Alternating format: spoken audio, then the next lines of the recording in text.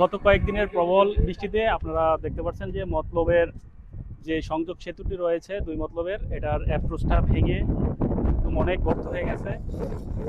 এরকমভাবে যদি ভাঙতে থাকে তাহলে আমার মনে হয় যে আমাদের যে মতলবের দুইটা মতলব সংযোগস্থল রয়েছে এই সংযোগস্থলের আপনার বন্ধ হয়ে যাবে।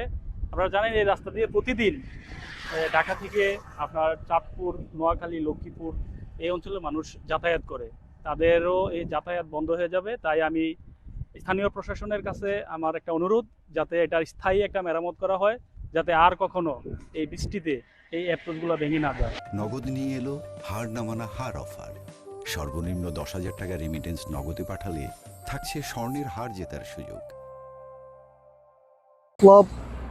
মতলব সেতুর উত্তর পার এই ব্রিজের পাশে কিছুদিন পরপরই এটা ব্যাগ বৃষ্টির কারণে এটা ভাঙা হয়।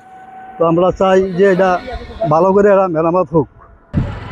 আপনারা দেখতে পাচ্ছেন যে এখানে এই কত করলো প্রচুর বৃষ্টিপাতে এখানে ভেঙে ব্রিজের নিচেতে হলে বালু দশে বিশাল গর্ত। এটার 1 মাস পূর্ব এই অবস্থা ছিল, 1 মাস যেতে না যেতে আবারও পুনরায় এই অবস্থায় গত করলো আপনারা দেখতে পাচ্ছেন। এটা আসলে আমার ধারণা, আমি যেটা বুঝছি এটার এই অবস্থা হওয়ার কারণ এখানে কাজটা ভালোভাবে করে নেই, ভালোভাবে না করার কারণে বারবার এখানে দশ নামছে। আমি সহজ বিভাগের উত্তর কর্তৃপক্ষের দৃষ্টি আকর্ষণ করছি, জরুরি ভিত্তিতে এই মতলব সেতুর যে পশ্চিম পার মেরামতের দাবি জানাচ্ছি। ধন্যবাদ।